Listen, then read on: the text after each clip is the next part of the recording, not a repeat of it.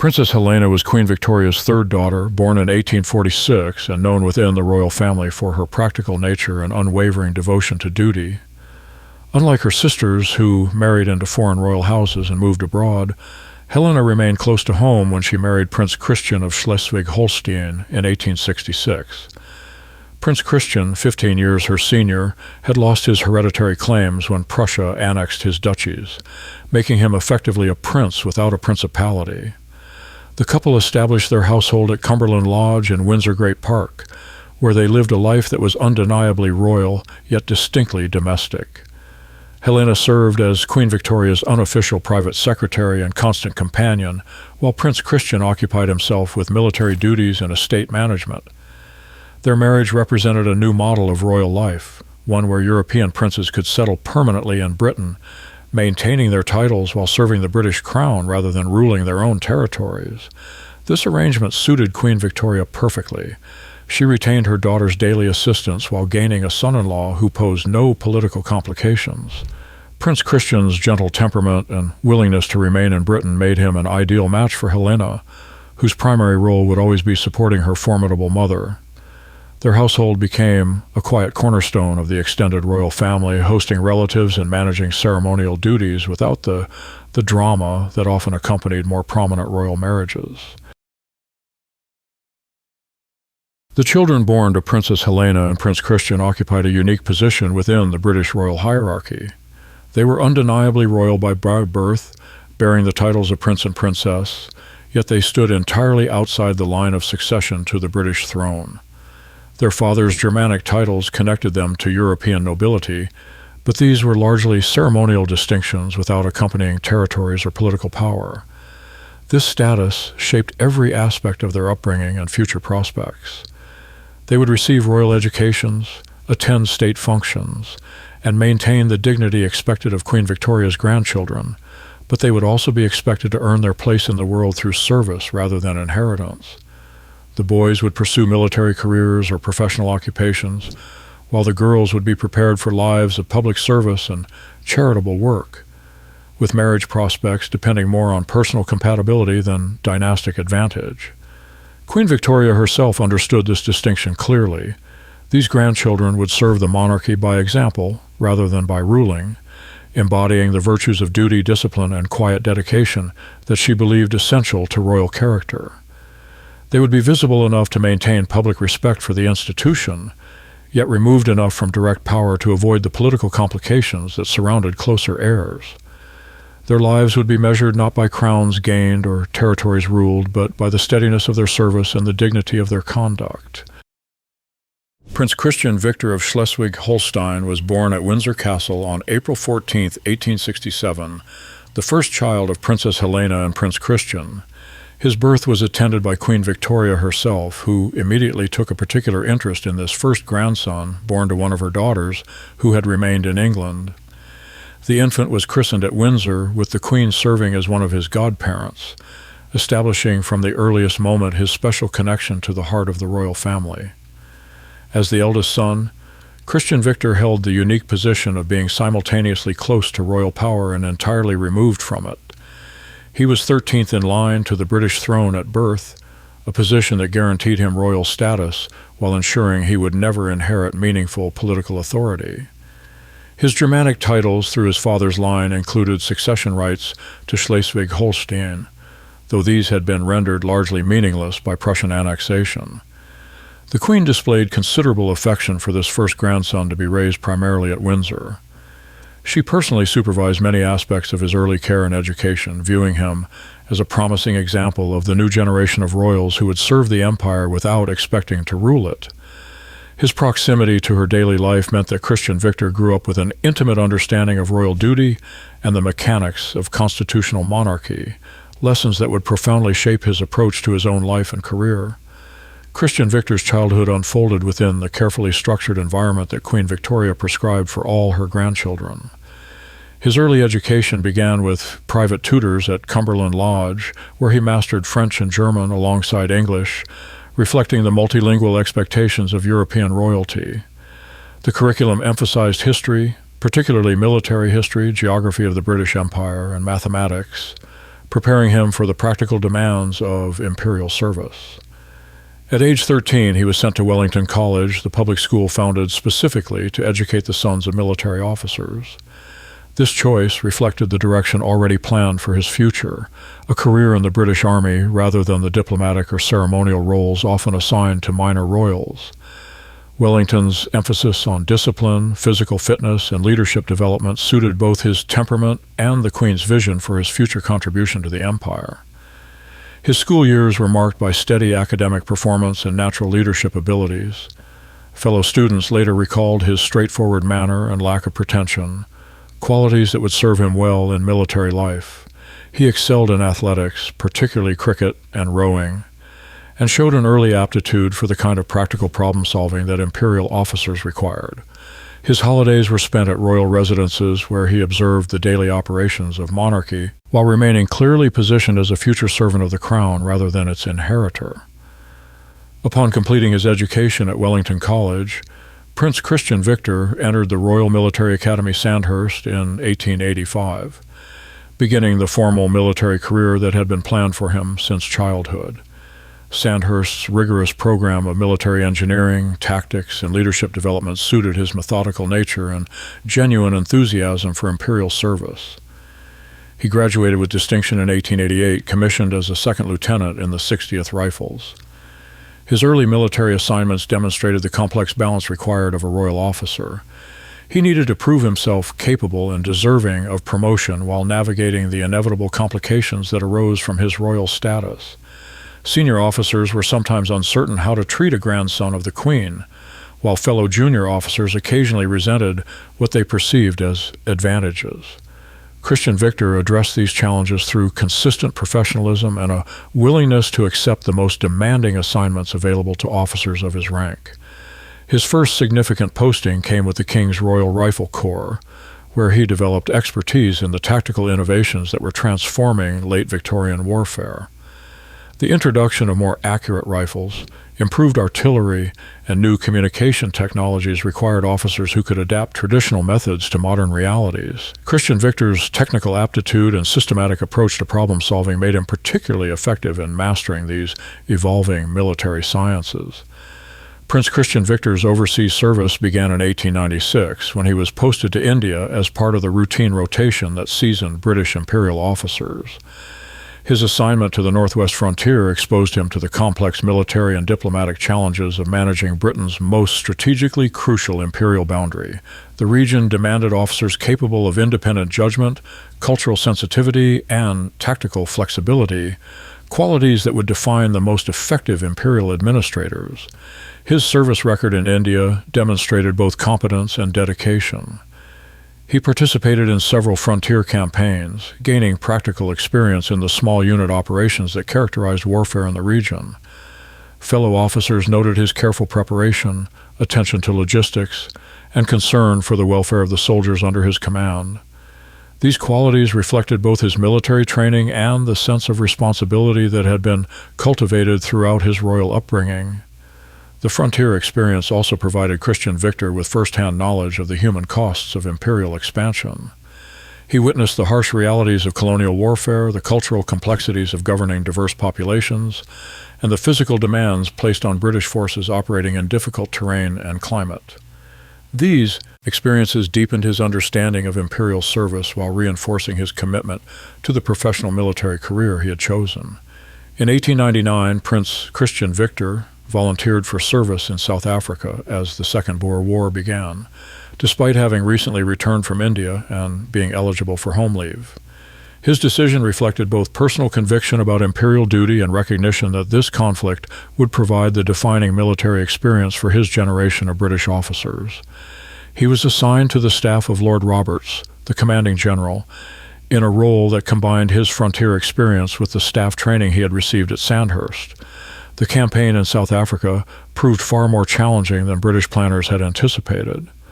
The conventional tactics that had succeeded in previous imperial conflicts proved inadequate against Boer commandos, who employed guerrilla strategies and possessed intimate knowledge of local terrain. Christian Victor's adaptability and systematic approach made him valuable in developing new tactical responses to these unexpected challenges. However, the harsh conditions of the South African campaign, extreme temperatures, limited medical facilities, and exposure to diseases for which European soldiers had little immunity, took a severe toll on British forces. In late 1900, Christian Victor contracted enteric fever, a common affliction among troops operating in unsanitary conditions. Despite receiving the best medical care available in the field, his condition deteriorated rapidly, reflecting both the severity of the disease and the limited therapeutic options available at the time. Prince Christian Victor died at Pretoria on October 29, 1900, at the age of 33, becoming the first grandchild of Queen Victoria to die in military service. His death shocked the royal family and the British public, who had followed his career as an example of royal duty fulfilled through imperial service. The immediate cause was enteric fever, but his death represented the broader human costs of maintaining the empire that had defined British policy throughout his lifetime. Queen Victoria was deeply affected by the loss of this grandson who had grown up under her direct supervision and embodied her ideals of royal service. She personally composed the announcement of his death, emphasizing his voluntary service and dedication to imperial duty. The Queen's grief was intensified by the knowledge that Christian Victor had specifically requested assignment to South Africa, viewing participation in this conflict as essential to his development as a military officer.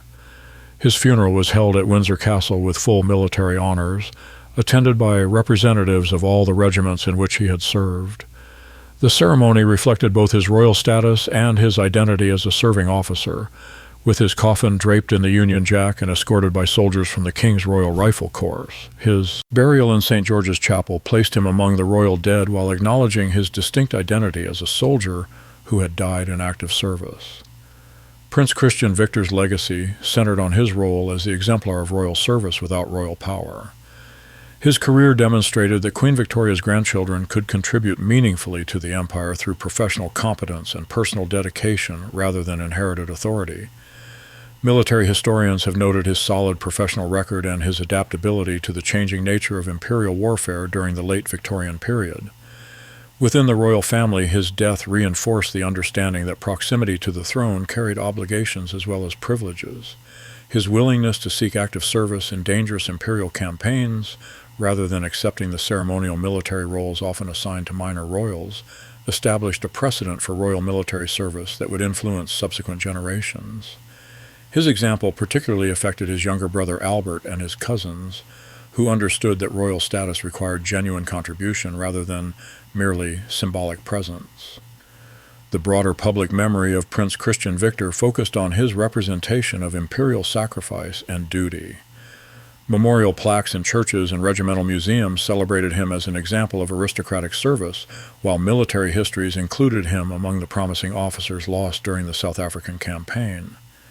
His death became part of the narrative of imperial cost, demonstrating that even royal families shared in the human price of maintaining Britain's global presence. Prince Albert of Schleswig-Holstein was born at Frogmore House on February 26, 1869, the second son of Princess Helena and Prince Christian. His birth occurred during a period when the family's Germanic connections remained socially acceptable within British royal circles, though political tensions between Britain and Prussia were already creating complications for royals with German titles. Albert's christening at Windsor Castle reflected his secure position within Queen Victoria's extended family, even as his future role remained undefined. As a second son, Albert faced the particular challenges of royal males who possessed titles and status but lacked clear institutional functions.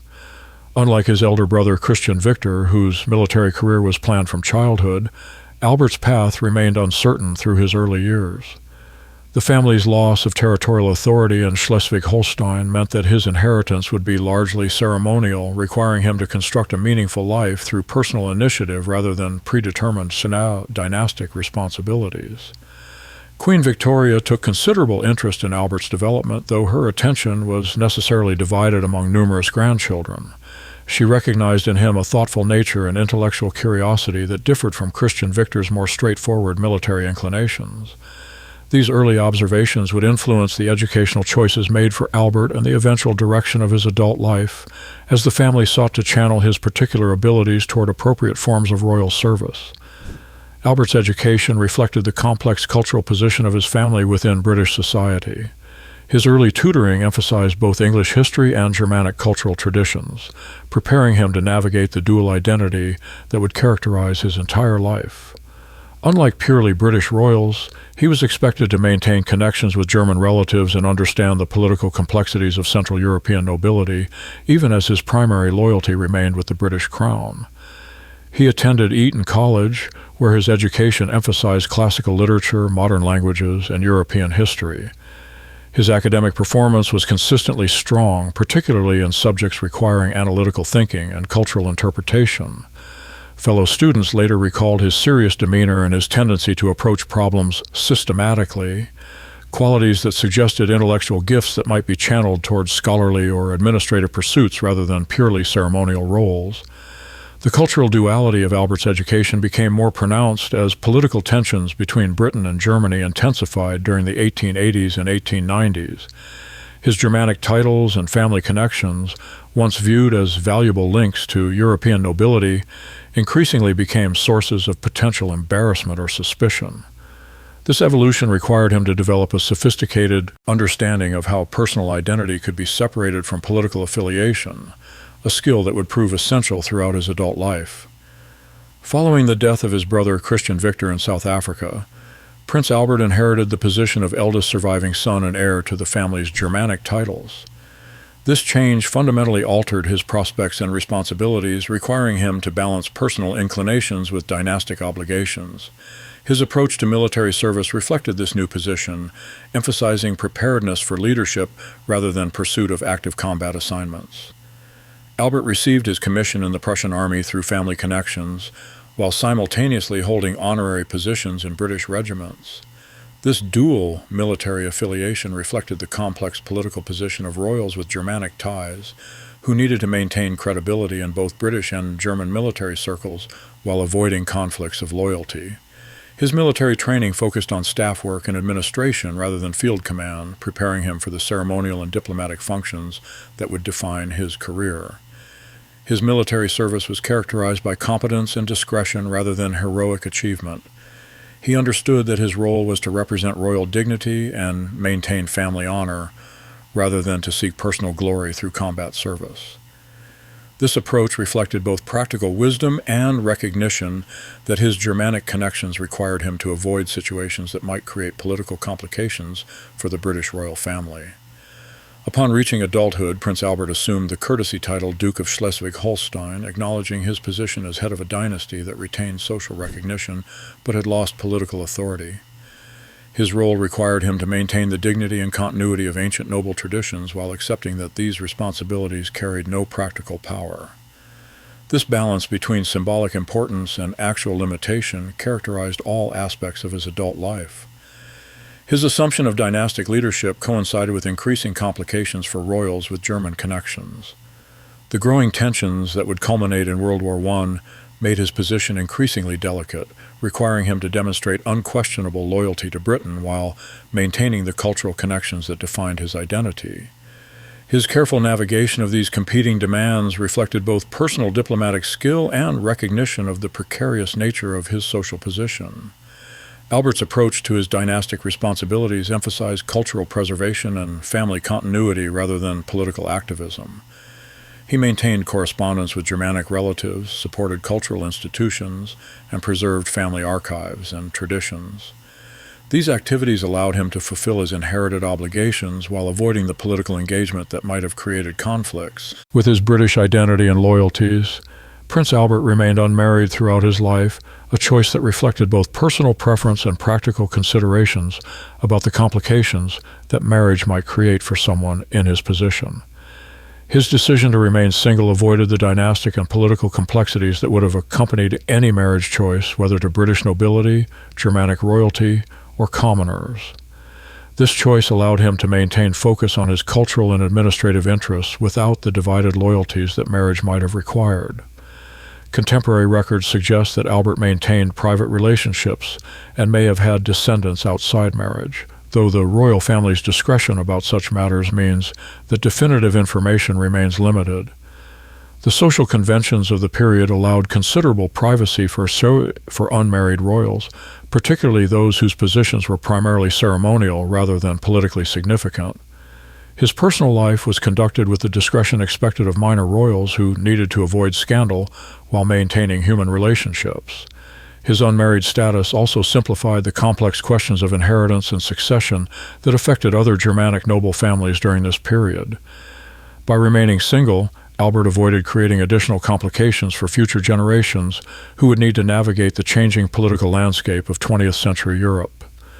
His approach to personal relationships reflected the same careful balance between individual desires and family responsibilities that characterized all aspects of his life. Prince Albert's later years were marked by the complete transformation of the European political landscape that had defined his youth. The outbreak of World War in 1914 fundamentally altered the position of all royals with Germanic connections, requiring them to choose definitively between competing loyalties. Albert's unambiguous support for Britain during the conflict demonstrated the wisdom of the careful political positioning he had maintained throughout his adult life. The war years saw him contribute to various charitable and administrative efforts supporting the British war effort, though his activities were necessarily limited by the suspicion that surrounded anyone with Germanic titles. His quiet service during this period reflected both genuine patriotism and understanding that his most valuable contribution was to avoid creating additional complications for the royal family during a time of national crisis. Prince Albert died at Schönberg Palace in Germany on April 27, 1931, while visiting relatives. His death occurred during a period when he was attempting to reclaim some of the family property that had been lost during the political upheavals following World War I. He was 62 years old and had lived to see the complete dissolution of the Germanic political order that had originally defined his identity and social position. Prince Albert's historical significance lies primarily in his role as an example of successful adaptation to changing political circumstances. His life demonstrated how minor royals could maintain dignity and family honor while accepting the loss of traditional forms of authority and influence. His careful balance between Germanic heritage and British loyalty provided a model for other royals facing similar challenges during the political transformations of the early 20th century. Military historians note his competent but unremarkable service record, which reflected the limitations placed on royals with potentially conflicting loyalties during a period of increasing international tension. His administrative and cultural work, while less dramatic than his brother's military career, represented equally valuable service in maintaining the stability and continuity that supported the broader institution of monarchy. Within the family, Albert's legacy centers on his role as a stabilizing influence during a period of significant change and challenge. His discretion, competence, and unwavering loyalty to Britain helped maintain family unity and public respect during the difficult years when Germanic connections became political liabilities. His example influenced the approach that subsequent generations of minor royals would take toward balancing inherited identity with contemporary political realities. Princess Helena Victoria of Schleswig-Holstein was born at Frogmore House on May 3, 1870, the first daughter of Princess Helena and Prince Christian. Known throughout her life by the nickname Thora, she was christened at Windsor Castle with Queen Victoria serving as her primary godparent. Her birth positioned her as the eldest daughter in a family where Germanic titles carried social prestige but limited practical authority, requiring her to construct a meaningful role through service rather than inheritance. As the eldest daughter, Thora inherited specific expectations about royal duty and public service that differed significantly from those imposed on her brothers. While Christian Victor and Albert were prepared for military and administrative careers, Thora's education emphasized the charitable and institutional work that constituted appropriate activity for unmarried royal women. Her proximity to Queen Victoria's court provided early exposure to the mechanisms of royal patronage and the administrative skills required to manage complex charitable organizations. Queen Victoria took particular interest in Thora's development, viewing her as a potential successor to the tradition of royal women who devoted their lives to public service rather than marriage and child-rearing. The Queen's influence shaped Thora's understanding of duty, discipline, and the importance of maintaining royal dignity while engaging directly with social problems. This foundation would determine the direction of Thora's entire adult life and her approach to the responsibilities that came with her royal status. Thora's education followed the pattern established for royal daughters who were expected to remain unmarried and dedicate themselves to public service. Her tutoring emphasized languages, particularly German and French, along with the history and constitutional principles that would enable her to understand the political context of her future charitable work. She also received training in music, art, and the social skills required to represent the royal family at public functions and ceremonial occasions. Her adolescent years were spent primarily at Windsor Castle and Cumberland Lodge, where she observed the daily operations of royal administration and developed the organizational skills that would characterize her adult work. Queen Victoria personally supervised many aspects of her education, ensuring that Thora understood the importance of detail, consistency, and personal accountability in all forms of royal service. The court environment of the 1880s provided Thora with extensive exposure to the charitable organizations and social causes that would define her career. She attended meetings of various royal patronages, observed the processes by which institutional decisions were made, and learned to evaluate the effectiveness of different approaches to social problems. This practical education in the mechanics of organized charity proved more valuable than formal academic training in preparing her for her future responsibilities. Princess Helena Victoria's decision to remain unmarried reflected both personal choice and practical recognition of the limited marital options available to a minor royal with Germanic connections during a period of increasing international tension. Unlike her more prominent cousins who could expect advantageous marriages within major European royal houses, Thora's prospects were limited to minor German nobility or British aristocrats, options that offered little improvement in status or influence. Her choice to remain single also reflected the influence of Queen Victoria, who increasingly valued the contributions of unmarried royal women to the institutional work of monarchy. The Queen's own prolonged widowhood had demonstrated that royal women could exercise significant influence through charitable and administrative work, perhaps achieving greater impact than they might through marriage and conventional domestic roles. Thora's unmarried status allowed her to dedicate complete attention to the public service that became her primary identity. Without the competing loyalties and obligations that marriage would have created, she could focus entirely on developing expertise in charitable administration and building the relationships with institutional leaders that would enable her to exercise real influence in social policy and philanthropic work.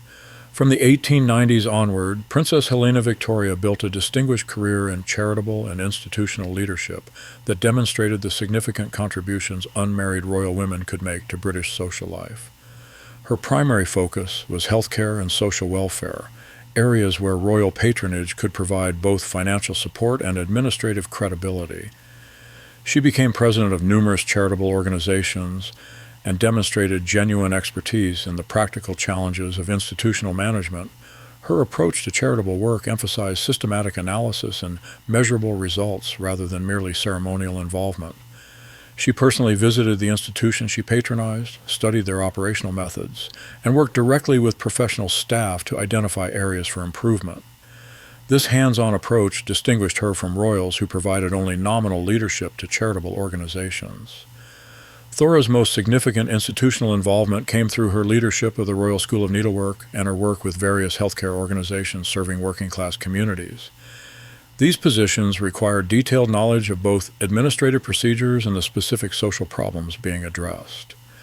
Her effectiveness in these roles demonstrated both intellectual capability and genuine commitment to using royal influence for practical social benefit. The outbreak of World War I in 1914 transformed Princess Helena Victoria's charitable work from peacetime social welfare to wartime emergency service. Her organizational experience and administrative skills made her particularly valuable in coordinating the complex logistics required to support massive military and civilian relief efforts. She applied her systematic approach to the unprecedented challenges created by total war and social mobilization. Her wartime service included leadership roles in organizations supporting military hospitals, refugee relief, and the coordination of women's volunteer work.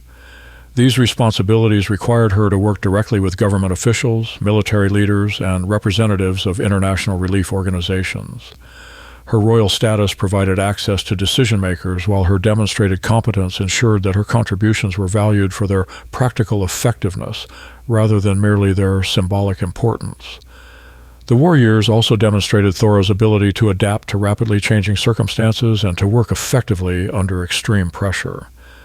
Her coordination of relief efforts for Belgian refugees and her involvement in organizing medical care for wounded soldiers required immediate decision-making and resource allocation under conditions of constant uncertainty. Her performance during these years established her reputation as one of the most capable royal administrators of her generation.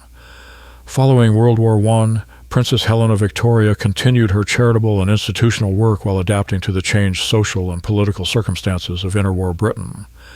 The transformation of British society during and after the war required new approaches to social welfare and royal service, challenges that she met by expanding her involvement in education and international humanitarian organizations. Her later years were marked by increasing recognition of her expertise in charitable administration and social policy. She served on government committees, advised international relief organizations, and mentored younger royals who were beginning their own careers in public service. Her experience and institutional knowledge made her a valuable resource for policymakers and administrators dealing with complex social problems. Thora's approach to aging reflected the same systematic discipline that had characterized her entire career. She gradually transferred leadership responsibilities to successors while maintaining active involvement in the organizations she had developed. Her careful management of these transitions ensured institutional continuity and demonstrated her understanding that effective service required preparation for succession rather than indefinite personal control. Princess Helena Victoria died on March 13, 1948, at age 77, having established the model for productive royal service without ceremonial prominence that would influence subsequent generations.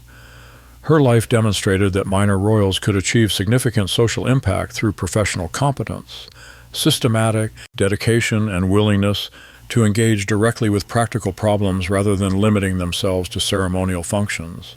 Her legacy within the royal family centers on her role in proving that unmarried royal women could contribute meaningfully to British society through careers focused entirely on public service. Her example influenced the approach that later generations of royal women would take toward balancing traditional expectations with opportunities for independent achievement and social contribution.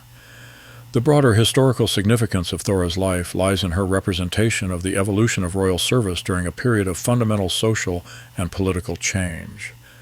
Her career bridged the gap between Victorian expectations of royal charity and 20th century demands for professional competence in social administration. Her work demonstrated that royal influence could be channeled effectively toward addressing real social problems rather than merely maintaining traditional ceremonial functions. Princess Marie Louise of Schleswig-Holstein was born at Cumberland Lodge on August 12, 1872, the youngest daughter of Princess Helena and Prince Christian. Her birth occurred during a period when the family had established a settled routine at Windsor, with her mother serving as Queen Victoria's constant companion and her father managing his ceremonial duties with quiet competence. Marie Louise's early years unfolded within this environment of royal service and domestic stability.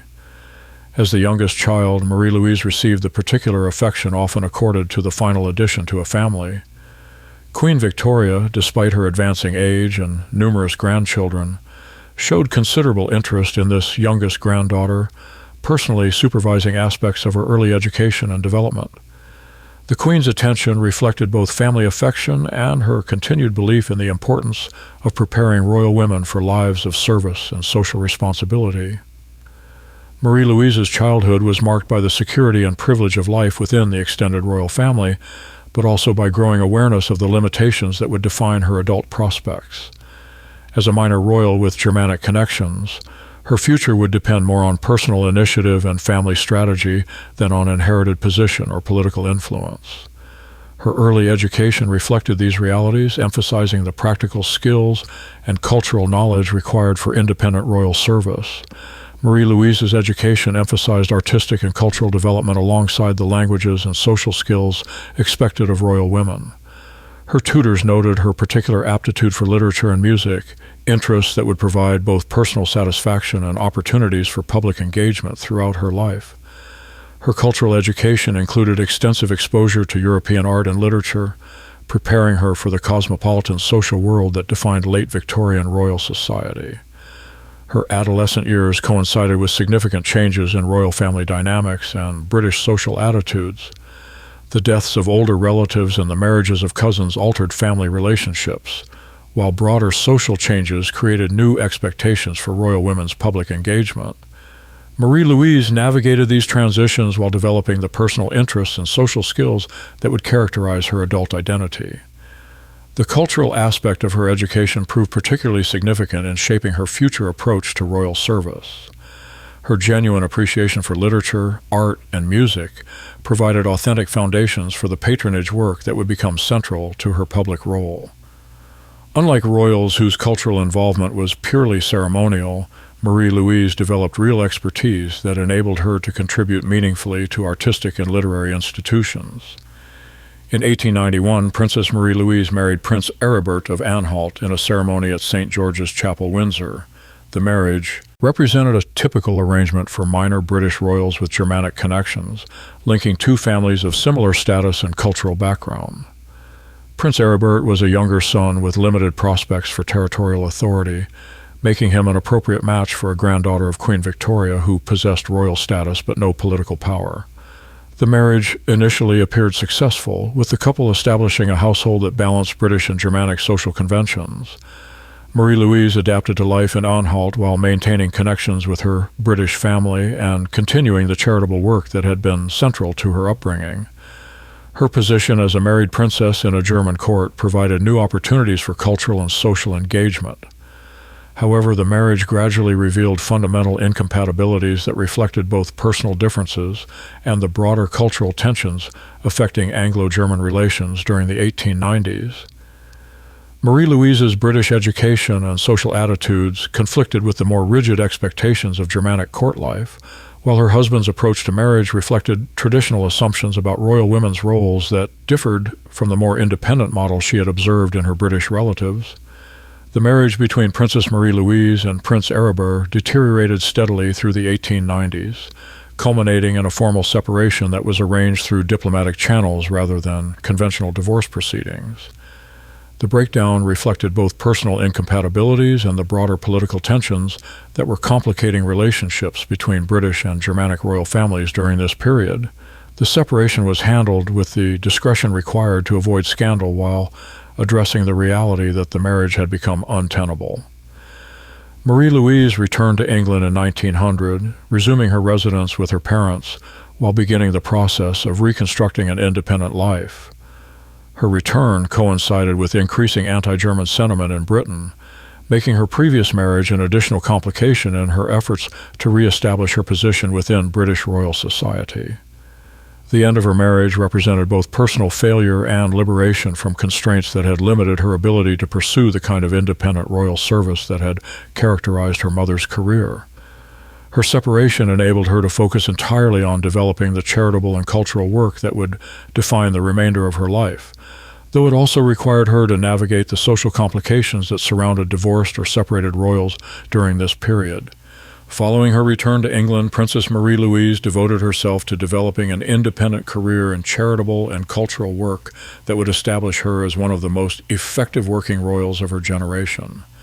Her approach emphasized direct engagement with social problems and systematic development of institutions rather than merely ceremonial involvement with existing organizations.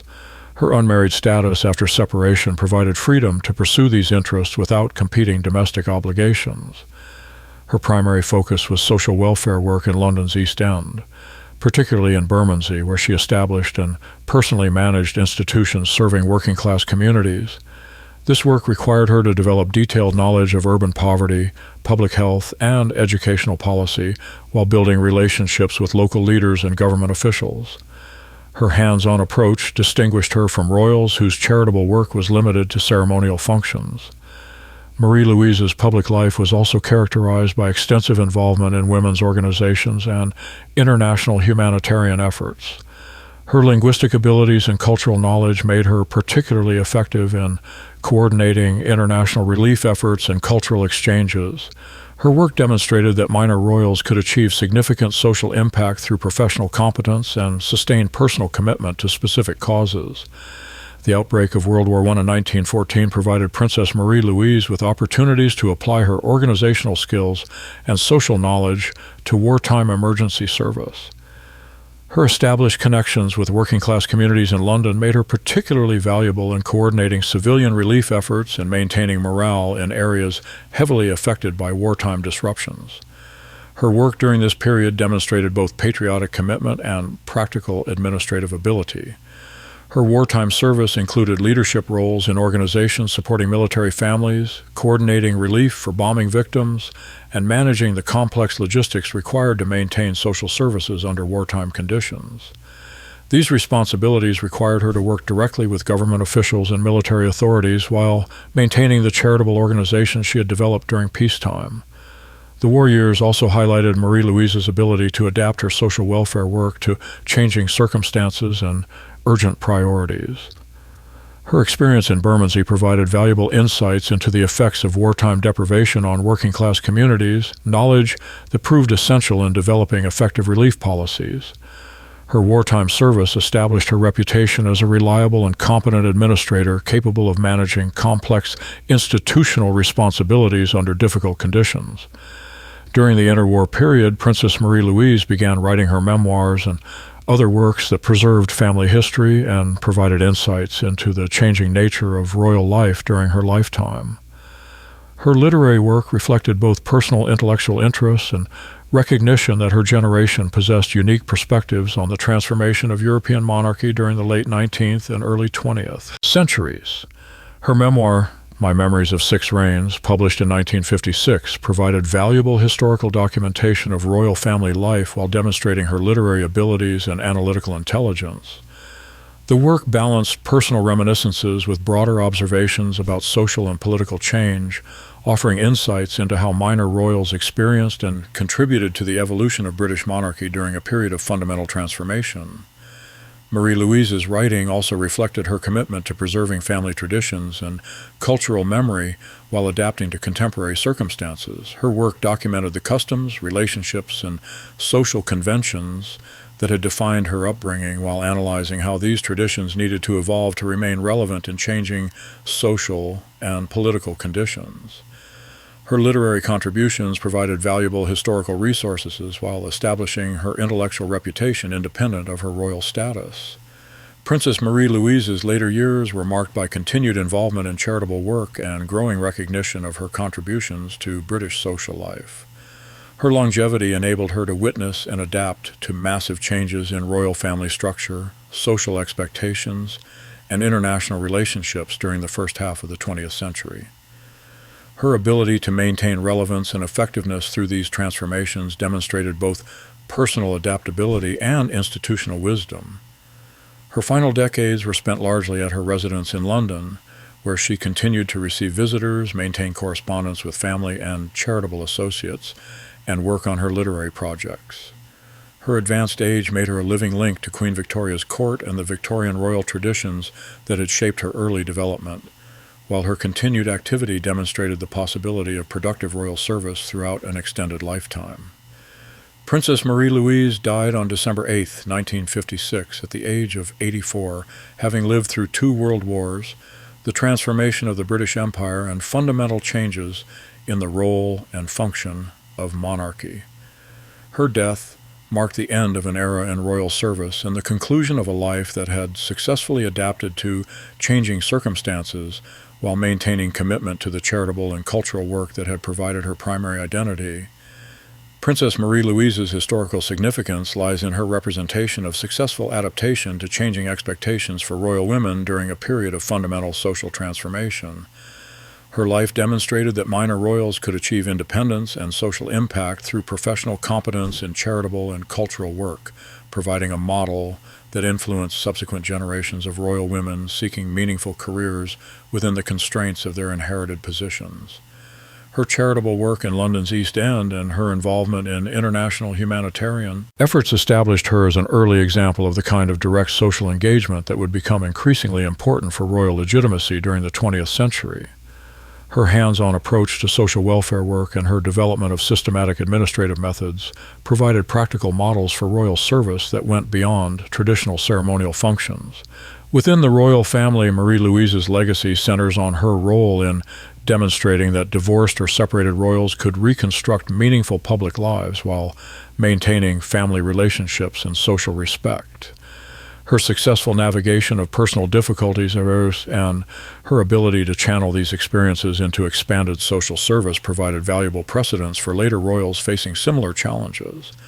Her life illustrated the possibility of personal renewal and continued service despite significant setbacks and social complications. Prince Harold of Schleswig-Holstein was born at Cumberland Lodge on May 12, 1876, the fifth child of Princess Helena and Prince Christian.